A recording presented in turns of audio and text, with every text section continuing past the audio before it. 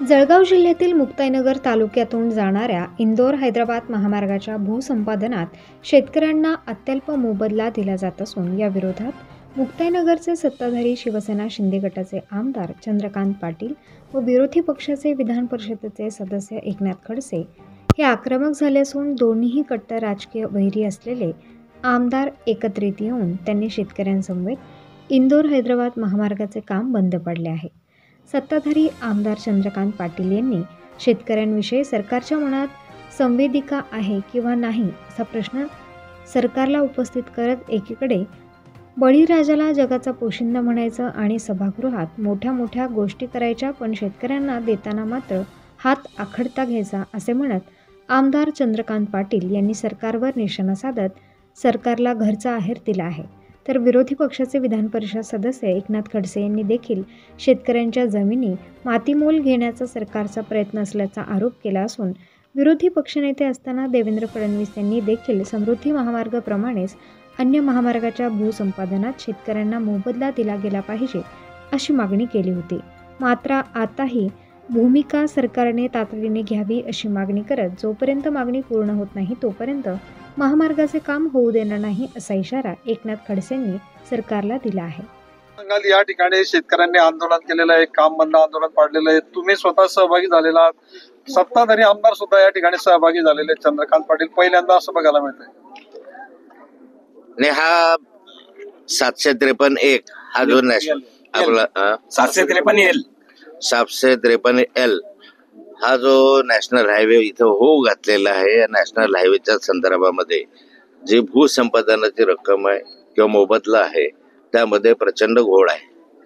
म्हणजे यामध्ये वेगवेगळ्या प्रकारे म्हणजे एकाच जमिनीच्या संदर्भामध्ये एकाच ठिकाणी भूसंपादन करत असताना 2 अवॉर्ड ज्या ठिकाणी झाले किंवा 2 लवादाचे निर्णय ज्या ठिकाणी पाहिले तर पहिल्यांदा निर्णय आणि नंतरचा निर्णय याच्यामध्ये फार मोठा अंतर आहे आणि लवादाने या संदर्भामध्ये अन्याय केलेला आहे. अगदी अल्प दराने ह्या जमिनी घ्यायचा प्रयत्न आहे. अगदी 3 लाख रुपये एकर प्रमाणे ह्या जमिनी 3-4 लाख रुपये एकर प्रमाणे जमिनी घेत असताना साधा एखादा प्लॉट सुद्धा त्याच्यामध्ये घेत नाही. सरकार समृद्धी मार्गासाठी मोठ्या प्रमाणावर निधी देऊन समृद्धी मार्ग तयार करतो. माननीय देवेंद्र फडणवीस साहेबांनी विधानसभेमध्ये या संदर्भामध्ये प्रश्न उपस्थित करत असताना विरोधी पक्ष नेते असताना त्यांनी या संदर्भामध्ये समृद्धी मार्गाप्रमाणे पैसे दिले पाहिजे असा आग्रह धरला होता. आता भूसंपादनाचा जो कायदा 2013ला झाला केंद्र सरकारचा, तोच कायदा 2014ला महाराष्ट्रामध्ये मी महसूल मंत्री असताना लागू झाला होता. त्या संदर्भामध्ये 5 पट रक्कम म्हणजे साधारणतः 4.5-5 पट रक्कम मूळ किमतीच्या मिळत होती. परंतु आताच्या सरकारने या संदर्भामध्ये बदल केला अशी टीका देवेंद्र फडणवीस साहेबांनी सुद्धा केली होती. शेतकऱ्यांची फार मोठी हानी या संदर्भामध्ये आहे. करोडो रुपयाची जमीन मातीमोल भावाने घेण्याचा सरकारचा हा प्रयत्न या ठिकाणी दिसतो आहे आणि वारंवार विनंती करून सुद्धा या ठिकाणी कलेक्टर ऐकायला तयार नाही. लवाद जिल्हाधिकाऱ्याकडे आहे. जिल्हाधिकाऱ्याकडे ज्यावेळेस अपील झालं तर आमच्या वकिलांना बोलवलं सुद्धा नाही, रोजनाम्यावर त्यांच्या सह्या सुद्धा नाही, एकतर्फी निर्णय दिले. या सगळ्या याच्यामध्ये प्रशासकीय अनियमितता मोठ्या प्रमाणावर आहे आणि आमची मागणी राहणार आहे या ठिकाणी की समृद्धीप्रमाणे या ठिकाणी पैसा दिला पाहिजे. सर या ठिकाणी हायवे जातात, आमच्या जमिनी जातात, एका ठिकाणी एक न्याय दुसऱ्या ठिकाणी दुसरा न्याय असं होता कामा नये. सरकारने या संदर्भामध्ये नोंद घेतली पाहिजे. म्हणून आज या ठिकाणी रस्ता रोकोही झाला आणि हे काम बंद आंदोलनाने सुरू केलेलं आहे. आता हे काम बंद आंदोलन जे आहे पूर्णाळा फाट्यावर पूल होऊ नये यासाठी पण आहे. रस्ता रोको करत असताना पैसा मिळाला तो अल्प दरात मिळाला यासाठी सुद्धा आहे. महाराष्ट्राच्या विधानसभेमध्ये आता येणाऱ्या आगामी कालखंडामधल्या विधानसभामध्ये मी हा प्रश्न लावून धरणार आहे. जोपर्यंत आम्हाला याच्यामध्ये न्याय मिळत नाही तोपर्यंत या रस्त्याचं काम आम्ही होऊ देणार नाही. केंद्रीय मंत्री रक्षाताई यांची सुद्धा जमीन असल्याचं सांगितलं होतं. सरकारच्याच विरोधामध्ये एक प्रकारे आता उठाव झालेला दिसतोय. हा सरकारच्या विरोधातला भावना. सरकार म्हणाल तर मी विरोधी पक्षाचाच आहे. मला त्यात काय घेणार. 10 एकर जमीन माझी या ठिकाणी जाते. आमदार चंद्रकांत पाटलांची जमीन जाते. आमच्या सर्वांच्याच जमिनी जातात. हा योगायोग असू शकतो परंतु त्या ठिकाणी भाव सर्वांनाच कमी मिळतोय आणि त्यामुळे जो नियमाप्रमाणे भाव आहे जो सरकारी ह्याच्याप्रमाणे आहे तो दिला पाहिजे. त्या ठिकाणी आम्हाला न बोलवता निर्णय घेणं, प्रशासकीय प्रांत वेगळा निर्णय आपला हे करत राहतो, दुसरा कलेक्टर वेगळा निर्णय देत असतो. हे जे आहे, मला वाटतं हे जिल्हाधिकारी जे आहे ते शेतकरी विरोधी आहे. या जिल्हाधिकाऱ्यांना शेतकऱ्यांशी काही घेणं देणं दिसत नाहीये. या जिल्हाधिकाऱ्यामुळे महाराष्ट्रामध्ये आमच्या या जळगाव जिल्ह्यात फार मोठं नुकसान शेतकऱ्यांचं झालेलं आहे. तरी त्या संदर्भात चौकशा केल्या पाहिजे. आणि माझा आग्रह राहणार आहे की सरकारमध्ये तुम्ही आहात, तुम्हाला आंदोलनात उतरायची वेळ का आली? नाही, परिस्थिती अशी आहे की खऱ्या अर्थाने राष्ट्रीय महामार्ग हा 753L जो आहे याचं काम चालू झाल्यावर आम्ही पण विकास झाला पाहिजे. विकासाचा भूमुख सरकार आहे. मोदी साहेबांच्या नेतृत्वात खूप चांगलं काम चाललंय, मान्य आहे. पण शेतकऱ्यांना रोजीरोटीन उठवून, शेतकऱ्यांना तुम्ही जीवनातून उठवून तुम्ही जर विकास करत असाल तर विकास कोणाला मान्य नाही, त्याच्यात मलाही मान्य नाही आहे. सरकारने मधल्या काळामध्ये जे पद्धती समृद्धीच्या संदर्भामध्ये धोरण घेतलं की 5 पटी रक्कम दिली, जे बाजारभावाची रक्कम या 5 पटी रक्कम दिली, त्याच्यानंतर त्याला परत 100% दिलासा रक्कम दिली आणि एक चांगल्या पद्धती रक्कम दिल्यानंतर शेतकऱ्याला दुसऱ्या ठिकाणी त्याला रोजगारासाठी कुठेतरी एक साधन उपलब्ध झालं. आजच्या या प्रशासनाच्या याच्यामध्ये मधल्या महाविकास आघाडी सरकारमध्ये जे निर्णय हायवेला याच्यासाठी घेतले, भूसंपादनासाठी घेतले, त्या निर्णयाच्या विरोधात खऱ्या अर्थाने आम्ही आहे. मधल्या काळात देवेंद्र फडणवीस साहेबांनी विधानसभेच्या सभागृहात ते मांडलं होतं की त्या सरकारने चांगलं दिलं, माझं तेच सरकार परत आहे, महायुती सरकार आहे. तर शेतकऱ्याची पाठीशी उभं राहणं हे काही गैर नाही आहे. शेतकऱ्याची पाठीशी मी पण उभा आहे. सरकार असेल नसेल मला माहित नाही, पण खऱ्या अर्थाने या शेतकऱ्यांना उद्याच्या दिवसाची त्यांची हक्काची रोजीरोटी जर कायमस्वरूपी जात असेल तर त्यांना चांगला मोबदला मिळाला पाहिजे. प्रशासन काय करत आहे? डेप्टी कलेक्टरने काय केलं? म्हणजे जो पहिल्यांदा मुक्ताईनगरवरून नॅशनल हायवे गेला त्याला 3200 रुपयाचा रेट दिला गेला आणि इथे 44 रुपये स्क्वेअर मीटरचा रेट दिला गेला.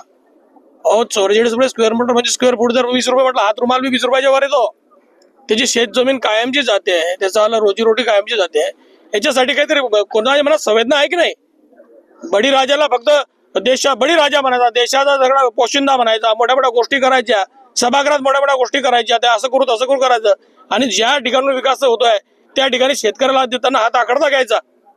अरे मोठ्या मोठ्या त्या अदानी अंबानीला देताना आपण विचार करत नाही, हा छोटा शेतकरी याला विचार का करतोय? हा तर सवाल माझा पण सरकारला आहे. आणि आज हे सरकार जे आहे हे लोकांना देणारं, शेतकऱ्याला देणारं पण दिलं पाहिजे दोघी हाताने. हा अवॉर्ड तात्काळ त्यांनी रद्द केला पाहिजे, त्याच्यावर लगेच लवाद बसून नवीन अवॉर्ड बनवला पाहिजे, ज्या अवॉर्ड मध्ये शेतकऱ्यांना योग्य रक्कम मिळेल. हा नॅशनल हायवे आहे, MSRTC सांगते नॅशनल हायवे आहे, आणि प्रांत सांगतो की नाही गावाचा रस्ता आहे, गावातून जाणारा रस्ता आहे. नॅशनल हायवेला GR आहे आपल्याकडे, आता मी तुम्हाला दाखवू शकतो की हायवे टचच्या जागा, प्रत्येक जागा जी आहे ती कमर्शियल झोन म्हणून त्याला डिक्लेअर केलेलं सरकारने, हायवेने, प्रशासनाने. आणि इथे मोजदाद करताना वेगळी मोजदाद करायची. म्हणून खऱ्या अर्थाने आजचं आज संतापातून आजपर्यंत इतकं काम झालं, शेतकरी पाहत होता आज ना उद्या आम्हाला न्याय मिळेल, पण न्याय मिळतच नाही. कलेक्टरने बी त्या पद्धतीत निकाल दिला आणि कलेक्टरने निकाल देताना एक तर्फी निकाल दिला. कलेक्टर सांगते मी या अडचणी येऊन जाईल. याच्यापूर्वी त्या कलेक्टरने जळगावच्या त्या बायपासला देताना 100 करोड रुपयाचा मोबदला त्या शेतकऱ्यांना दिला. शेतकऱ्यांनी मोठ्या मनाने जमिनी दिल्या.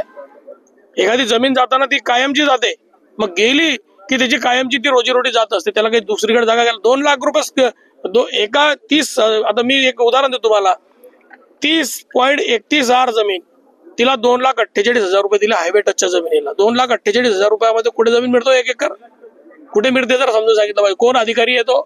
आणि सरकारने बी अशा अधिकाऱ्यांवर किमान ही जे जुलुमशाही झाली आहे, सुलतानीच कारभार चालला आहे, हा कारभार थांबवला पाहिजे. सरकारने कायम याच्यात लक्ष घातलं पाहिजे. मला असं वाटतं सरकार जर लक्ष घालत नसेल तर सरकारच्या विरोधात मी दंड ठोकण्याला आम्ही मागे पुढे पाहणार नाही, कारण हा शेतकऱ्यांचा विषय आहे. आपण बिल्डर लोकांना देतो, आपण मोठ्या मोठ्या लोकांना काय असेल अनुदान देतो, शेतकऱ्या संदर्भात हात कडता का घेतो? हा सगळा महत्वाचा मुद्दा आहे. म्हणून आज आम्ही एक काम बंद केलेलं आहे.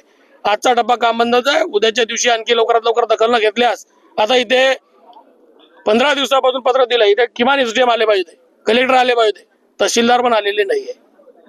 काय चाललंय? आणि अशा पद्धतीत जर होत असेल तर उद्याच्या दिवशी आम्ही परत निर्णय घेऊ. हे 753L नावाने संघर्ष समिती या लोकांनी गठीत केली, त्या समितीमध्ये मी सहभागी आहे. उद्या जलसमाधी आंदोलनात बी सहकार्याचं म्हटलंय तर आम्ही त्याच्यावर सोबत राहू. ही आहे प्रशासनाची चूक आहे. जेव्हा की रेडिएटरचे दर शासनाच्या दारात 1270 आहे व प्रशासन म्हणजे अधिकारी ते 47 रुपये लावता. मी त्यांना सांगितलं की भाऊ हे रेडिएटरचे दर तुमचे ऑन पेपर 1270 रुपये आहे, तुम्ही 45 कसे काय देताय? तेच दर 2011 मध्ये नॅशनल हायवे नागपूर जो गेला, मुंबई नागपूर, त्यावेळेस त्यांनी 470 रुपये रेडी रेकनर दर दिला व लवादाने त्याचा निर्णय करून 3200 रुपये दिला. आणि तेच शेत म्हणजे 439 गट नंबर 2011 गेला, त्याला 3200 रुपये लवादाने दिले आणि आता तो 411 परत जातोय, त्याला 280 रुपये देत आहे. हे न्याय आहे काय? आणि दुसरी गोष्ट, हा हायवे येतो आहे, या हायवेचं नाव आहे इंदोर. हा जो जुना हायवे आहे त्याचं नाव आहे औरंगाबाद इंदोर. हा इथपर्यंत खामखेड्यापर्यंत हायवे आहे आणि ऑन पेपर त्यांच्या रेकॉर्डला या पुलाच्या तिकडे हायवे नाही आहे. तुम्हाला पट्टे काय? मग असा हायवे उडून गेला का? आम्ही त्यांना कागदपत्र दिली, MSRDचं पत्र दिलं की हा हायवे आहे. नाही म्हणे हायवेवर तुमच्या जमिनीच नाही. म्हणजे ते कागदपत्रालाही जुमानत नाही. आणि लवादाने बिलकुल अन्यायकारक न पाहता न्याय दिला. आता पहा एकतर्फा न्याय कसा. समजा मी आणि हा आहे, आमची दोन्हीची भानगड गेली, आम्ही कोर्टात गेलो तर यांचं म्हणणं ऐकील, माझं म्हणणं ऐकील, मग निर्णय देईल ना. तर लवाद न्यायालय म्हणजे कलेक्टर लवाद न्यायालयाचे जज असतात. त्यांनी काय केलं, आम्हाला बोलवलंच नाही, वकिलांना बोलवलंच नाही, डायरेक्ट निर्णय देऊन दिला. मग त्या निर्णयामध्ये लिहिलेलं आहे की दोन्हीच्या संमतीने झालं. मग आम्ही त्यांना म्हटलं आमच्या संमतीने झालं तर रोजमेर दाखवा. कोर्ट संपल्यानंतर जे जे कोर्टात हजर असतात त्यांच्या सह्या असतात, त्या सह्या दाखवा. त्याला आम्ही अर्ज केला की आम्ही हजर होतो तर आमच्या सह्या दाखवा, तर ते रोजमेळ देण्याला तयार नाही. म्हणजे काही करून प्रशासनाला शेतकऱ्याला तोकळा मोबदला देऊन त्याला मारायचा आहे. बरं आम्ही म्हणतोय मोबदला देऊ नका, कायद्यानं द्या. ते कायद्यात आहे तो बी देत नाही आहे ते.